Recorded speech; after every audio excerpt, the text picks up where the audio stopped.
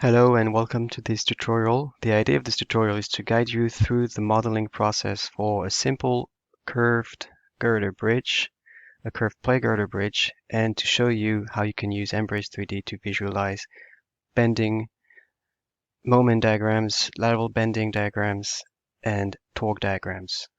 So the model is already open here. Let's go to features and see what we have on our structure. It's a multiple girder system. It's curved. We've got stiffeners, X-frames. It's an erection analysis, meaning that I've got only the steel structure model. I'm not modeling the deck explicitly, although in this case, we are really, the loads that I'll apply will be the loads corresponding to the wet concrete of the deck. We've got pin and roller supports, and it's a uniform bridge. So here, for simplicity, I don't have any splices or transitions. It's just the same cross-sectional dimensions all the way across and all the way along the bridge. It's a curved bridge and the radius of curvature is 282 feet. This is the radius corresponding to the interior girder. So another way of saying this is by hitting this button here. This is the interior girder here. And I have a left orientation for the curvature, so I'm really in this case. It's counterclockwise. I have no point of tangency. The point of tangency would be something like this. And I have no compound curvature, meaning the radius of curvature is uniform along the bridge. I could have systems where the bridge changes curvature at a specific location in plan. I have 3 girders. These are the lengths of the girder. Spacing is 9 feet. The material properties are standard. I have pin and roller supports at both abutments. And I have 6 stiffeners locations along the girders, which are uniformly spaced. So this is already defined. So you can either copy this from an Excel table or define it yourself here. Side here means that you have a stiffener on both sides of the web. Thickness will be the thickness of the stiffener, and 6 here, the width of the stiffener in inches. And so for the other girders, these are the location and properties for the stiffeners. So again, you either enter this manually by, for example, using these buttons, or directly from an Excel spreadsheet by copying and pasting the numbers right here. I have 6 cross frames per bay, which are attached to the stiffeners. So be careful when you define the cross frames. You must have stiffeners to attach them. This is again the location of the cross frames for the second bay.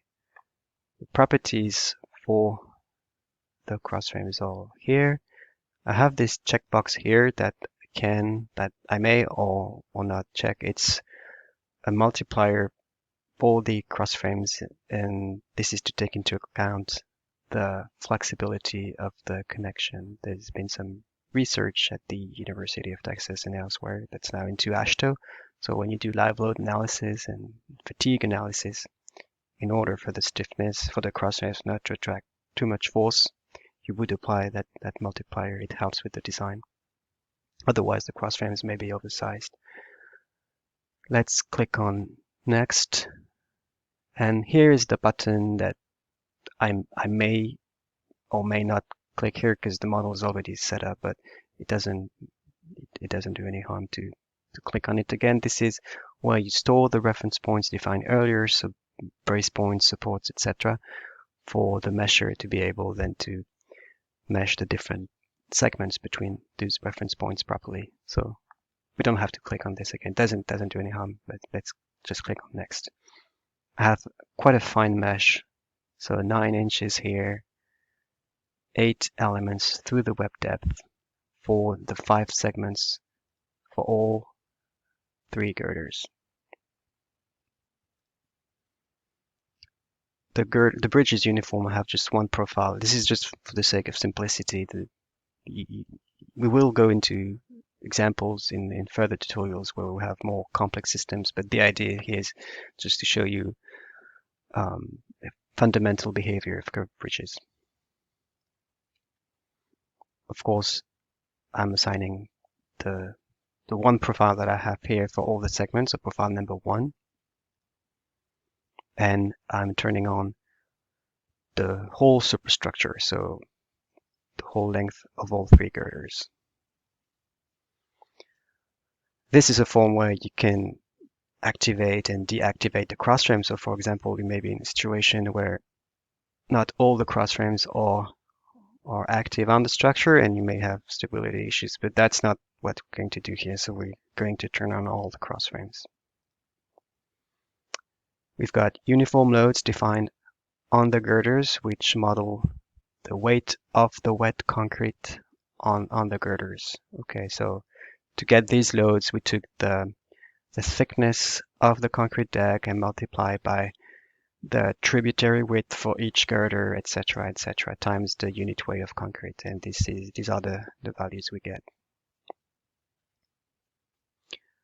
Again, we're just looking at the weight of the wet concrete here, so not turning on self-weight. Of course, this is a theoretical exercise, and self-weight is always on in reality, but we just want to look at the effects of the wet concrete only in this example.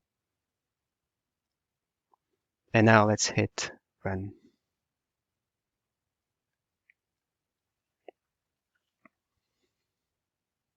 So as you can see, solving the stiffness matrix, inverting it takes a few seconds only. Let's maximize this window. Let's change the view. Let's reduce the size of the arrows for the loads, and let's check our plate thicknesses. 1 for the flanges, 0.75 for the stiffeners, and 0.5 for the web. Let's turn off the loads right here.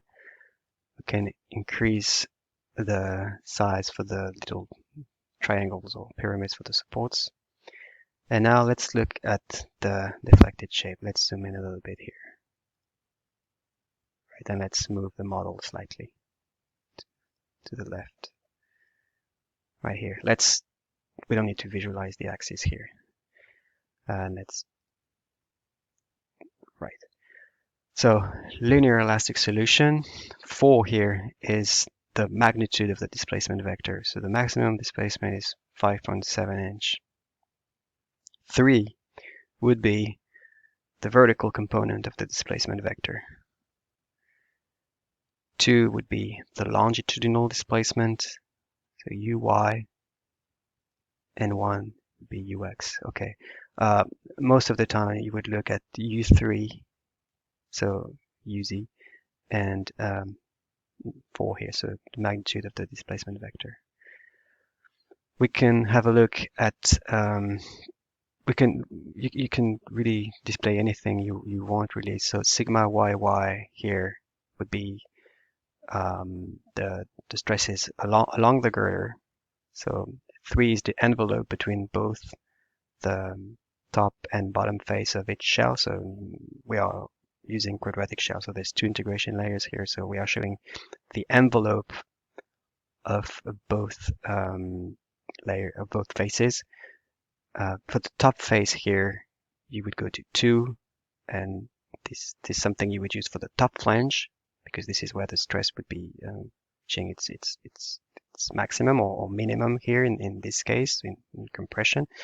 And for the bottom flange, you would typically use 1, because this is where you would see the most tension.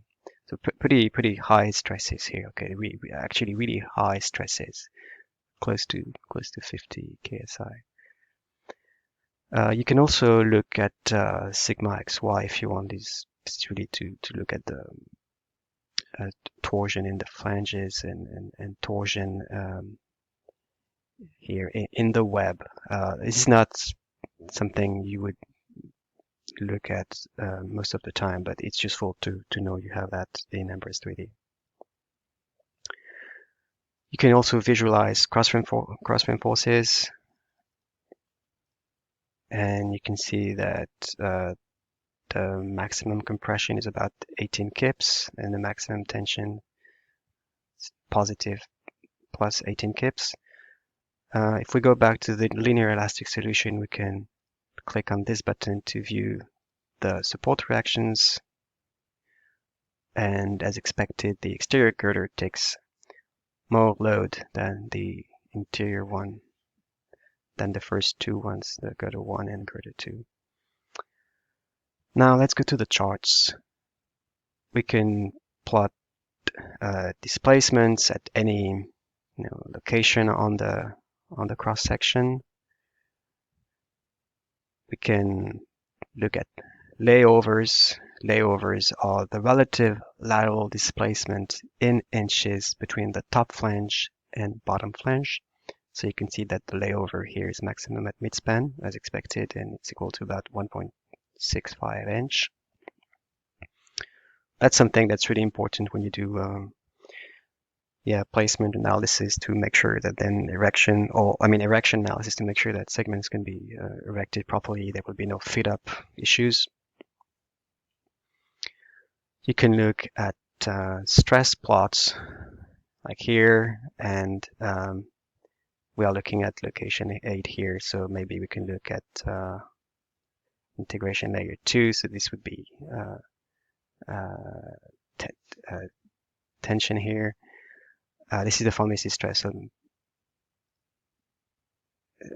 for the top flange would have compressions. Of course, it's negative. Formative stress is always positive. So here, if we look at sigma yy, we have something that's negative.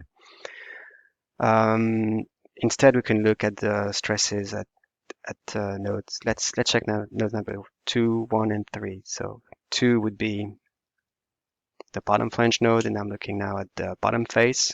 Let's refresh. I have tension. If I go to node number 1, which is this node here, I have to have something more funky, because it's got all the lateral bending stresses. And if I look at node 3 here, the exterior, the tip of the bottom flange, I would have something also quite interesting. You can also look at moment diagrams. This is the major axis moment diagram for the 3 girders, shear diagram, torque diagram, top flange lateral bending, bottom flange lateral bending. If you want to just look at the first girder, you would turn off 2 and 3, right? This is something quite easy to do. Something that is also useful, you can look at the cross-frame forces here. So if I just want to look at the diagonals, I would enter zeros here. Or if I just want to look at the top and bottom chord, I would do the opposite. And if I just want to look at bay number 1, I would do something like this. Okay. Something that's also very useful is if you go to chart and principal versus lateral bending, you can view, and let's display now, let's say it's just girder 3. We're looking at the top flange. So the top flange, the principal bending here in solid green is following this curve. So we have compression. It's all compression, of course. It's a simply supported condition here for this bridge. But the lateral bending is, you can see the distribution because of the brace points, of course. So this is really, as expected, this is the fundamental behavior of curved bridges. Principal bending between the supports and lateral bending between the brace points. And by being able to visualize both these numbers on the same plot, you can understand the relative importance on both. So I hope this tutorial is useful. We'll go through further tutorials to illustrate further uses of unbraced 3D. Thank you.